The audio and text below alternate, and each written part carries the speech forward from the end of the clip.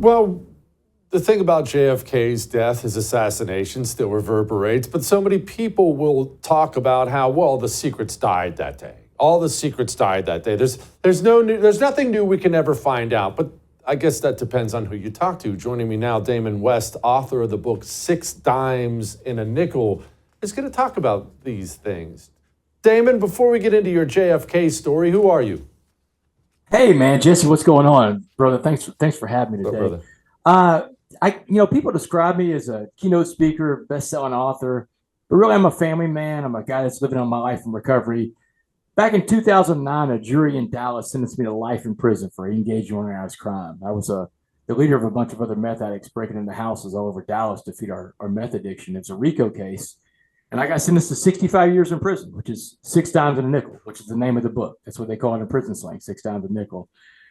But it was in that time in prison that I learned about the story, the message of the coffee bean. And the coffee bean message says that in the pot of boiling water called life, you get 3 choices. Be like a carrot that turns soft, an egg that becomes hardened by the water, or a coffee bean which changes the pot of boiling water into a pot of coffee. And ever since that inmate named Muhammad told me the story of the coffee bean, that's what I did. I transformed myself inside that pot of boiling water that's a maximum security level 5 prison in the state of Texas. And the transformation was so complete, 7 years into my sentence, the parole board came to visit me, and they let me go. Not exactly a free man, Jesse, because I'm on parole until the year 2073.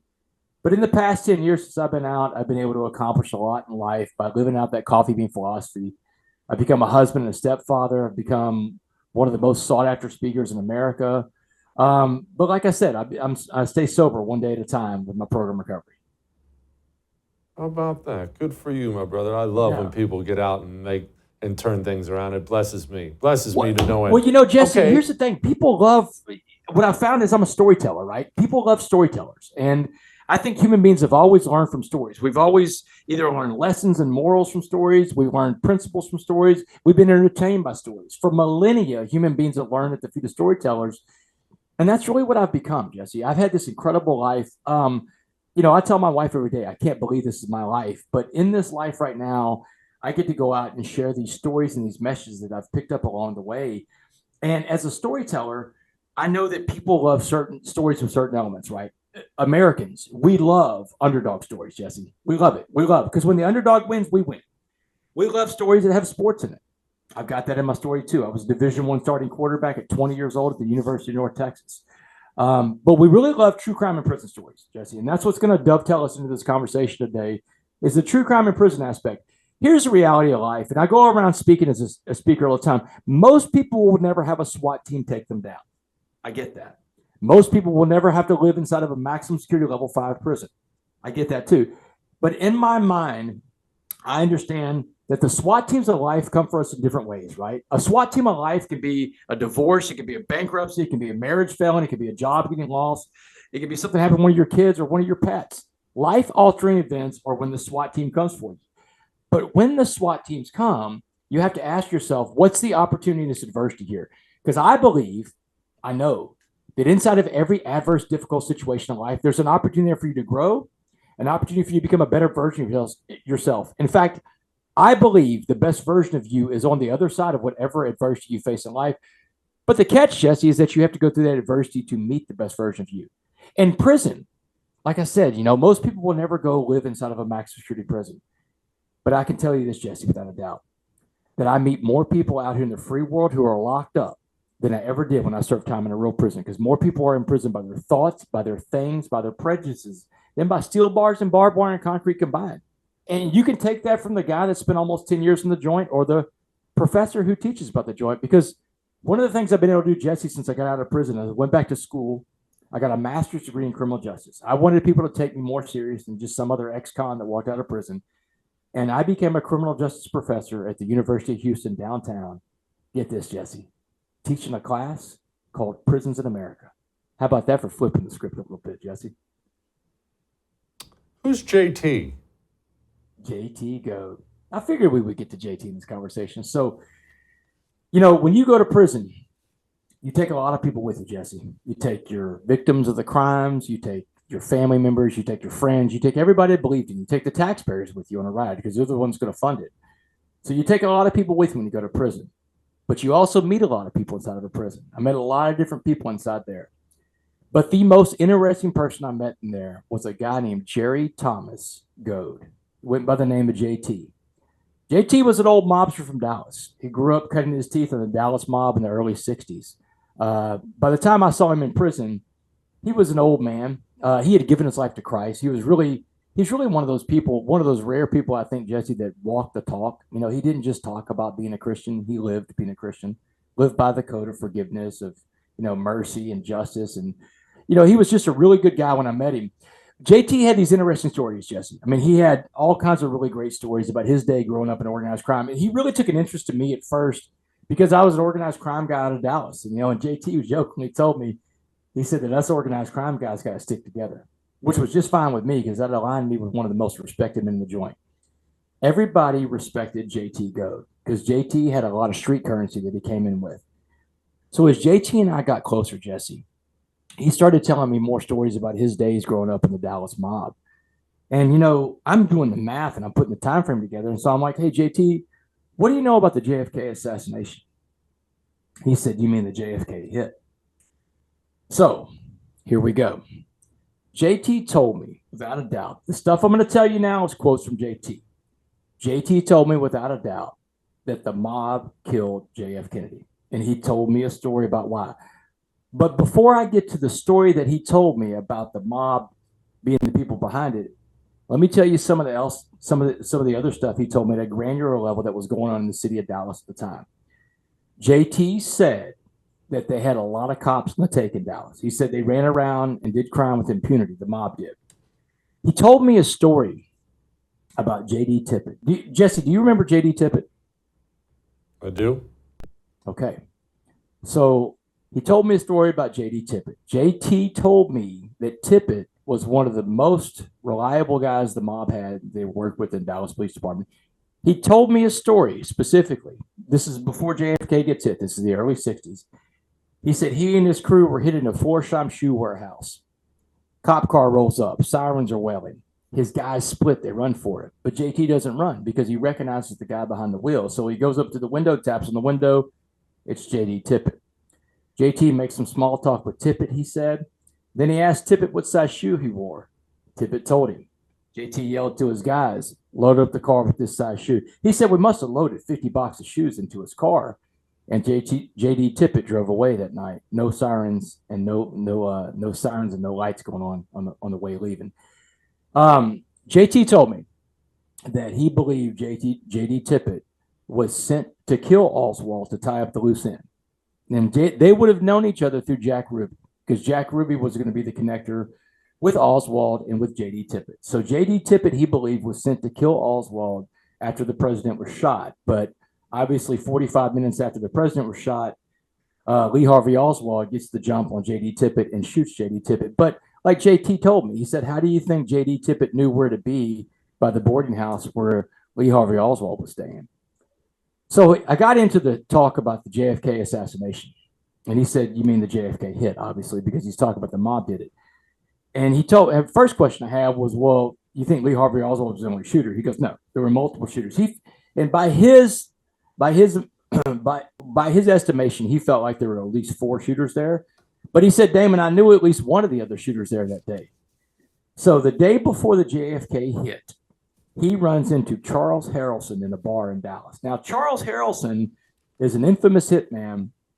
Charles Harrelson actually went to prison and died in prison for assassinating a federal judge in 1979. And in fact, JT told me a story also about Charles Harrelson about before that hit too. But he's telling me about running into Charles Harrelson in a bar in Dallas the day before John F. Kennedy is shot. And he said he saw Charlie in the bar. And he asked Charlie, he said, hey, Charlie, what are you doing in town? Charlie said, I'm here on business. JT said, that's all I had to know because Charlie's business was killing people. So I understood why Charlie was in town. JT also told me that a few days before Kennedy was coming to town, his boss told him, get all the girls off the street. Now, JT's job at the time, he ran girls, guns, and drugs all over Dallas for the mob. So his boss is telling him to get the girls off the street. Something big is going down. JT even pushed back on him a little bit. He said, man, if we get all the girls off the street, something bad could happen to them if they go out there and freelance on their own. Guy said, it doesn't matter. Get him off the street. Something big is going down. So on November 22nd, 1963, J.F. Kennedy is shot and killed in Dallas, Texas. The story JT told me next, Jesse, was so wild that I've never heard it anywhere else. I asked JT to write it down for me. And he did, but he gave me one instruction with it. He said, you can't share the story until I'm dead, Damon. So after I'm dead, you can share the story I'm telling you. JT died on February 21st, 2023. This book coming out right now was the first opportunity to share this letter that JT wrote me. And, honestly, Jesse, I didn't have any intention of coming out and talk about this letter before the book comes out. It's just the final chapter. The final chapter of the book is called the bonus chapter. It's called JT's story. So many people are fascinated with the character of JT. They wanted more. He was actually a person that made an appearance in my first book, The Change Agent. And people wanted to know more about this guy. We're, again, Jesse, storytellers. We're fascinated by stories about true crime in prison. Who's not fascinated in America with mob stories? So the bonus chapter at the end of 6 Dimes and a Nickel is about JT, and it has this letter that he wrote me. So JT is telling me this is after the JFK assassination. He's got the girls working the streets again. And he gets a frantic call from one of his girls. And he goes and meets with her. And she said, I got a friend that's in some serious trouble. And I'm paraphrasing from the letter, Jesse. So this is not going to be exact quotes, but all this is coming from JT. So JT talks to this girl, and she said, listen, my friend is a burlesque dancer at Jack Ruby's club. It's called the Carousel Club, famous burlesque club in Dallas. So she's one of the burlesque queens for Ruby, and she was staying after tonight to clean out her locker because she met an airline pilot and she was going to go off and get married and leave the life. But as she was getting ready to leave, she heard 2 people screaming, and it was in Jack Ruby's office. And Jack Ruby's office is at the end of the hallway, and the stairwell to get down is right past his office. So she has to go by this office. But in this letter, JT tells the story that this girl overheard a conversation, and it's 2 men screaming. One of them is Jack Ruby. One of them is Frank Costello, the head of the New York mob, New York and Chicago guy. So Ruby is telling Costello, no, I'm not going to do it, man. Go find someone else. And Costello is telling him, you're going to kill Lee Harvey Oswald at the Dallas Police Headquarters. You're going to do this for us. And she said Ruby was protesting, saying, why? I don't know why you want me to do it. And Costello's telling him, because you're the only one that can basically get in there. And we have someone on the inside waiting for you, and they know they're going to let you in. You're going to go do this. And if you don't do it, Costello said, we're going to kill that little dog yours, that weenie dog you like. And if you know anything about Jack Ruby, he had this weenie dog. I think her name was Sasha. Yeah, he actually left the dog in the car when he killed Oswald, if you read up on it. So Costello's telling him, if you don't do this for us, we're going to kill your dog. Then you don't want to know what we're going to do to you before we kill you. But you're going to kill Lee Harvey Oswald. And you're going to do this now. And this girl realized that she heard something she should not have heard. And in JT's letter, she said she tried to get out of there quietly, but a sound gave her away. And now Ruby and Costello are chasing this girl down the stairs. She runs outside of the Carousel Club, and waiting outside was a guy in a cab driver in the cab reading the newspaper. She said she jumped in the cab. She screamed at the guy, go, go, go. He takes off. Costello and Ruby and all the guys are chasing down the street. So this girl goes into hiding.